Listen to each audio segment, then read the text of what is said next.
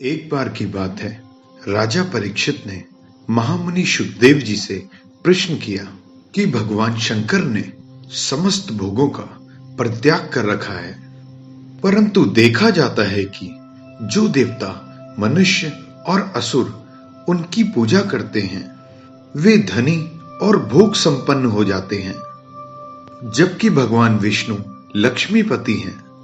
फिर भी उनकी उपासना करने वाले प्रायः निर्धन हो जाते हैं।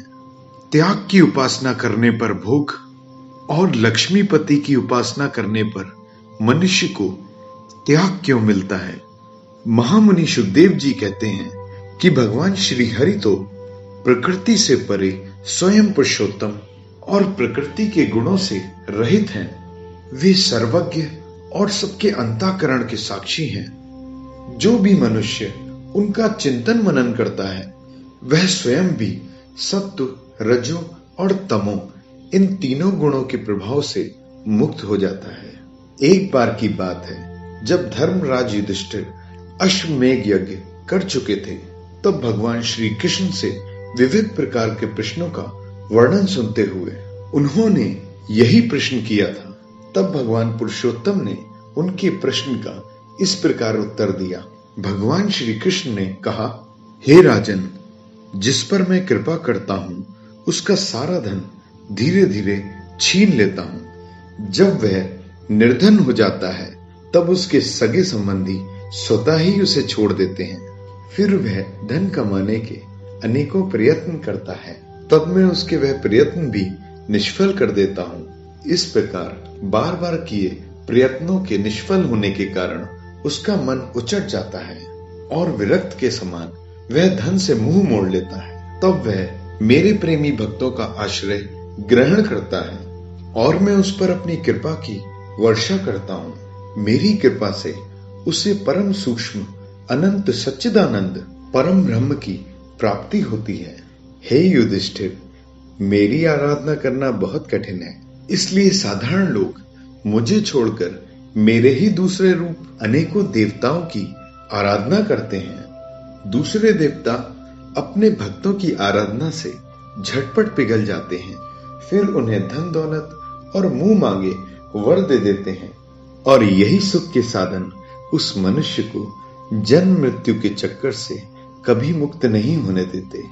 और क्योंकि उन्हें पाकर वह इतना घमंडी, भेदभावपूर्ण और उन्मादी हो जाता है कि अपने को वरदान देने वाले देवताओं तक को भूल जाता है और मौका पड़ने पर उनका तिरस्कार करने से भी नहीं चूकता।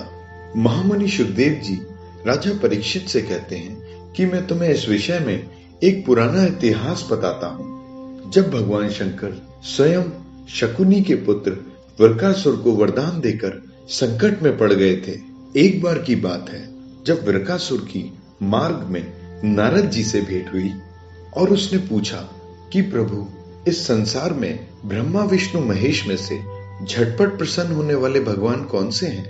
नारद जी बोले, भगवान शंकर की उपासना करो, इससे तुम्हारी मनोकामना शीघ्र पूर्ण होगी। वे मनुष्य के थोड़े से सद्गुणों को देखकर भी तुरंत प्रसन्न हो जाते हैं और थोड़े ही अपराधों को देखकर तुरंत क्रोध भी कर बैठते हैं।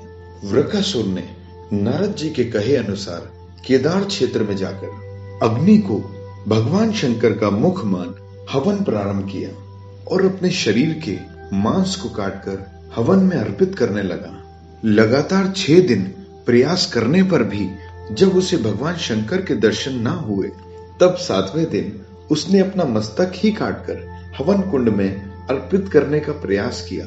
तभी भगवान शंकर ने हवन कुंड से प्रकट होकर उसे ऐसा करने से रोक लिया। भगवान शंकर का स्पर्श होते ही उसका शरीर पुनः पूर्ण हो गया। भगवान भोलेनाथ बोले, मैं तो अपने प्यारे भक्तों के केवल जल चढ़ाने से ही प्रसन्न हो जाता हूँ, तुम व्यर्थ में ही अपने शरीर को पीड़ा दे रहे हो। वृकासुर ने भोलेनाथ से वर मांगा कि मैं जिसके भी सर पर हाथ रखूं वह भस्म हो जाए। भोले बाबा ने भी उसे मनवांछित वर दे दिया। अब वृकासुर को लालच आया कि क्यों ना मैं पार्वती जी को ही हरण कर लूं और शंकर जी के सिर पर हाथ रखने से यह भी सिद्ध हो जाएगा कि इनका दिया वर सच्चा है भी कि नहीं। जब शंकर जी ने देखा कि यह तो मुझे ही भस्म करने पर उतारू है, तब वे वहां से भाग लिए। देवताओं ने देखा कि भगवान तो अपने ही दिए वरदान में फंस गए हैं। तब वे झटपट वैकुंठ धाम भगवान नारायण के समक्ष पहुंचे। भगवान ने सोचा शंकर जी तो संकट में हैं। वे तुरंत ही अपनी योग माया से ब्रह्मचारी साधु का रूप धारण कर वृकासुर की ओर बढ़े।